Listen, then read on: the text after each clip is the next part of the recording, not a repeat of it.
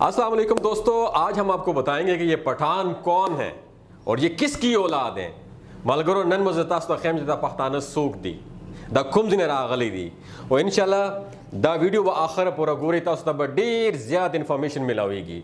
याद रखिए दोस्तों, पठान या पश्तून वो कौम है जो पूरी दुनिया में गैरत और बहादुरी की मिसाल समझी जाती है। तारीख गवाह है कि ना तो किसी ये बादशाह से डरे हैं और ना ही कभी किसी जालिम हुक्मरान का खौफ तारी हुआ है इनके ऊपर।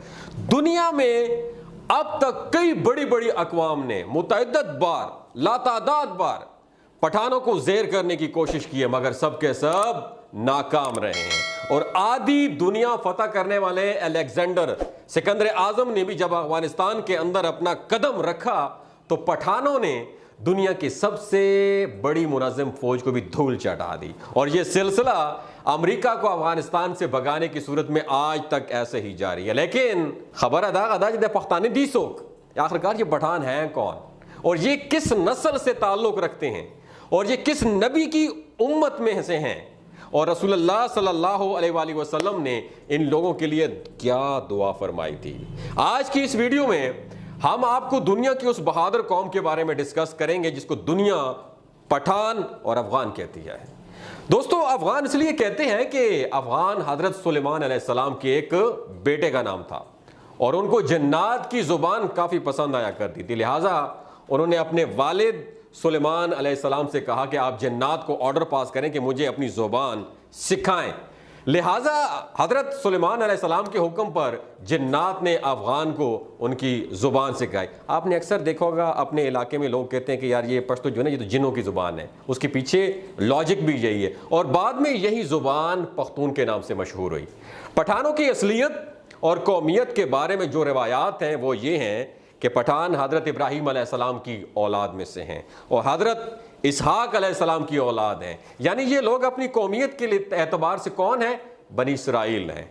दरअसल हजरत याकूब अलैहिस्सलाम का लक़ब इसराइल था, इसलिए उनकी औलाद को बनी इसराइल कहा जाता है। हजरत याकूब अलैहिस्सलाम के कितने बेटे थे? 12 बेटे थे और उन्हीं से बनी इसराइल की 12 कौमें आगे चलीं और तारीख दानों के मुताबिक उन्हीं में से एक कौम उन पख्तूनों या पठानों पर भी मुश्तमिल थी। जब रसूलुल्लाह सल्लल्लाहु अलैहि वसल्लम ने दीन इस्लाम की तबलीग शुरू की और लोग जोग दर जोग जब इस्लाम कबूल करने लगे तो उस वक़्त पठान कौम का सरदार पता है कौन था? उस वक़्त पठान कौम का सरदार जिसका नाम कैस अब्दुल रशीद था और अपने पूरे ख़ानदान के साथ आप सल्लल्लाहु अलैहि वसल्लम की खिदमत में हाजिर हुआ और आपके हाथ पर बैत करके मुसलमान हो गया। अब जो कि कैस एक इब्रानी लफ्ज़ है, लिहाजा आपने उसको तब्दील करके अब्दुल रशीद नाम को पसंद फरमाया और यूं हजरत कैस अब्दुल रशीद ने अपने पूरे कबीले के साथ इस्लाम कबूल कर लिया और इस तरीके से उन्हें पहले पख्तून सहाबी होने का एजाज़ हासिल हुआ। आज दुनिया में दोस्तों याद रखिए, दिमाग की खिड़कियों को खोल के याद रखिएगा, आज दुनिया में पख्तून, पठान, अफगान वो वाहिद कौम है जिसमें इस्लाम के अलावा कोई और दूसरा मजहब मौजूद नहीं है। और अगर आप किसी पख्तून से, पठान से पूछेंगे कि वो मुसलमान है या पख्तून, तो आपको जवाब कुछ इस तरह मिलेगा कि आपकी दिमाग की खिड़कियां खुल जाएंगी कि हम लोग पिछले 5000 साल से पठान, पख्तून और अफगान हैं, जबकि पिछले 1400 साल से हम मुसलमान हैं। अब सवाल ये पैदा होता है कि अफगान कौम को पठान क्यों कहा जाता है? तो उसके पीछे कुछ वाक़या यूँ है कि जब काफरों ने मक्का मुकरमा पर कब्ज़ा कर लिया तो रसूलुल्लाह सल्लल्लाहु अलैहि वसल्लम ने हज़रत खालिद बिन वलीद को ऑर्डर पास किया कि जाओ और अपने अफगान भाइयों को जहाद पर बुला लाओ। लिहाजा हज़रत खालिद बिन वलीद कहाँ गए? अफगानिस्तान की तरफ रवाना हुए और अफगानी सरदार कैस अब्दुल रशीद को रसूलुल्लाह सल्लल्लाहु अलैहि वसल्लम का पैगाम अरसाल किया और फिर जल्द ही कैस अब्दुल रशीद की क़ियादत में अफगानिस्तान से पख्तूनों का एक बहुत बड़ा लश्कर मक्का मुकरमा की तरफ रवाना हो गया। शाम को हज़रत खालिद बिन वलीद ने आप सल्लल्लाहु अलैहि वसल्लम को ये खुशखबरी, गुड न्यूज़ सुनाई कि अफ़गानियों ने आते ही मुशरिकीन का कत्लेआम शुरू कर दिया है और तमाम काफरों का सफाया करके अब अफ़गानी मक्का मुकरमा पर काबिज हो चुके हैं। जब रसूलुल्लाह सल्लल्लाहु अलैहि वसल्लम ने ये सुना तो उस वक़्त आपकी ज़ुबान मुबारका से ये अल्फाज निकले, पता है कौन से अल्फाज थे? बतान, کون سے الفاظ تھے؟ بتان. پھر آپ صلی اللہ علیہ وآلہ وسلم نے فرمایا کہ اللہ ان کی آل اولاد کو فروغ بخشے گا اور ان کے قبیلے کی طاقت اور تعداد، اسٹرینتھ سب سے زیادہ ہوگی. اس کے بعد آپ صلی اللہ علیہ وآلہ وسلم نے فرمایا کہ اس مرد یعنی پہلے پختون صحابی قیس عبد الرشید کی نسلوں میں سے ایک عظیم قبیلہ پیدا ہو جس کے افراد قیامت تک سلامتی اور اتحاد کے ساتھ شریعت اسلامی پر ثابت قدم رہیں گے.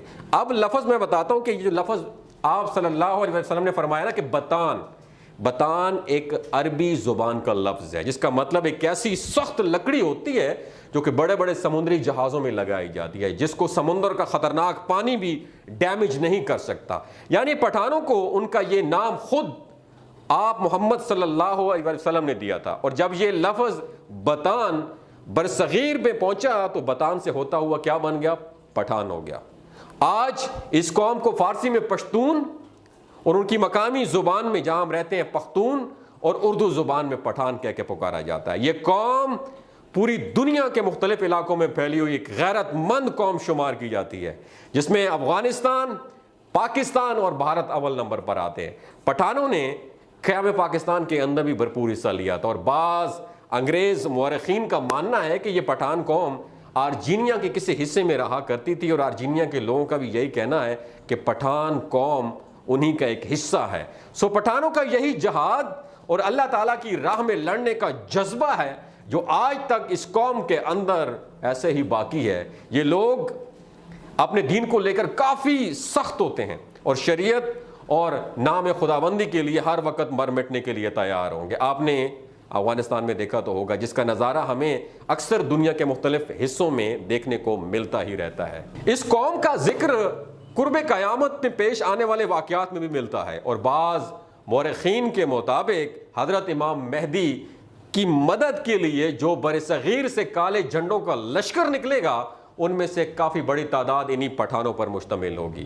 اسی لشکر کے بارے میں آپ صلی اللہ علیہ وآلہ وسلم کا فرمان ہے کہ قرب قیامت اس کالے جھنڈے والے لشکر کا راستہ دنیا میں کوئی بھی نہیں روک پائے گا، یہاں تک کہ یہی کالے جھنڈے بیت المقدس کے اندر نصب کر دیے جائیں گے. جبکہ بعض دوسری احادیث کے مطابق غزوہ ہند کا آغاز بھی خراسان یعنی موجودہ افغانستان سے ہی ہوگا. چنانچہ افغانیوں کی اس قدر غیرت، جرت اور بڑی بڑی سپر پاورز کو بغیر کسی ہتھیاروں کی دھول چٹا دینا، یہ سب یقیناً آپ محمد مصطفیٰ صلی اللہ علیہ وآلہ وسلم کی دعاؤں کا ہی اثر ہے، جو کہ آپ نے اس قوم سے خوش ہو کر ان کے حق میں اللہ تعالیٰ کے حضور دعا کی تھی.